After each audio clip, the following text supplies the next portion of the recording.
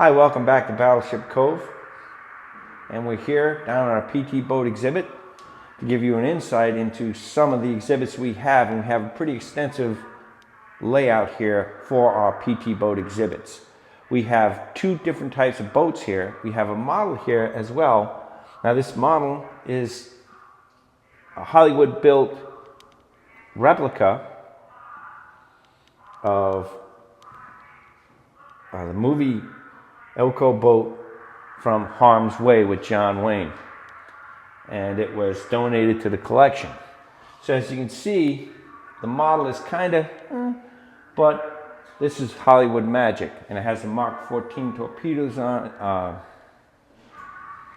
not the tube launch ones you're used to seeing in the PT 109 scenario, but there's a whole history with the development of torpedoes for these motor torpedo boats, and it was all due to the fact that Navy officers in combat found the air launch tubing a very highly complicated and dangerous process, and the aerial drop torpedo here was a lot easier and was switched over.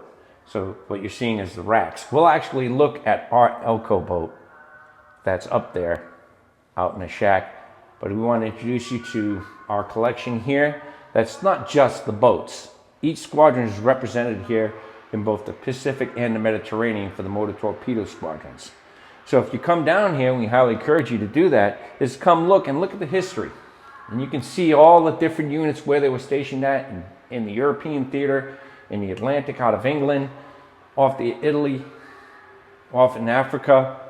Not just the Pacific, but the Pacific is the most glorified version of the PT boats that most people think of. And you also notice the camouflage schemes on these boats. So when you look through and you look at things, you'll notice due to the regions they operated and how they were camouflaged. It just wasn't standard haze gray. So you had jungle camouflage because they worked in the island areas. You've had striped dazzle painting. You've had multiple different types of camouflage, not just the standard haze gray boats. By the way, the different types of boats being made, there were many. The US started them right before the war based off of British designs because they were already into the war and they were already experiencing it, and it was based off as well as what the Italian Navy had been doing with torpedo boats. Them and the Germans had their own E-boats in German. The Italians had their own version, and they were dangerous boats. So this is a progressive mode and operation.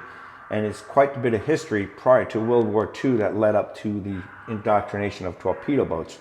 Matter of fact, destroyers were started out as torpedo boats before World War I as a main offensive weapon, even back to the Spanish-American War. But torpedo boats were slowly, wood boats were incorporated into the Navy because they're quick, fast, efficient for a war effort. Destroyers became multi-task ships. PT boats did. It's just a mini version of a destroyer. And here you go. It's quick to build, cheap, efficient, big bang for the buck. That was the idea behind the PT boats, and steel was being needed for larger ships. So these plywood boats, they were called, were not really plywood. They were laminated wood, multiple layers. You had oak, you had pine, you had mahogany. It was numerous layers to make up a strong hull. And over time, yeah, they would rot, but you got your bang out of them. So they were fairly decent to go.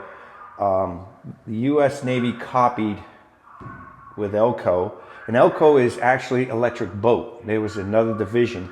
They not only did submarines, they started doing motor torpedo boats. And the original ones had Royal Royce engines in the first batches experiments, and you ended up switching over to Packard's Detroit diesel engines, and they were slowly incorporated as they expanded. So the first 20 boats were experimental boat designs with Elko, and then Higgins stepped in. So you had over 200 Higgins boats that were made.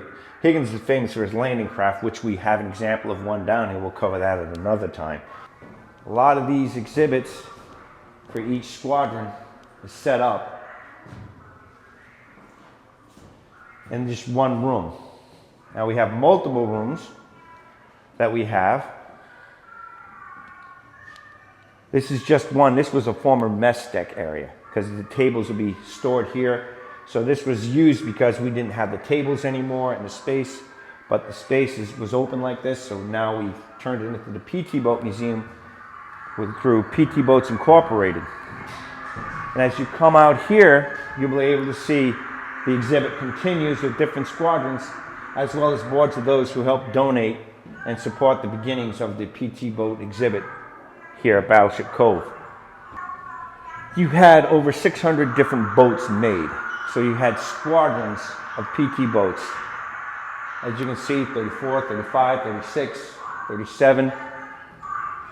Each one operated different regions as per their need. So here we are, back to where we started again. But the exhibit is a great insight into the Mosquito fleet that doesn't get as much attention as it should, but they had a great impact overall. Even MacArthur's exit from the Philippines was done by PT boats. John F. Kennedy, who ended up getting sunk by that PT boat and carried on to PT-59.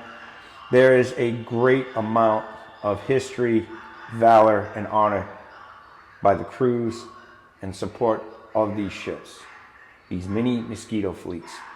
So this here exhibit, enjoy, take it in. I want to thank you for your time here. Hope to give you a little more insight and give you the curiosity to look into it more and come and see what we have here to show. Let the other friends know that we're here to help preserve this fleet, this collection, so that way you can enjoy your history. So for Inside the History, I'm Tom Lowney, Gunner's Mate Retired. Thank you for your time. Have a good day. Enjoy the boats.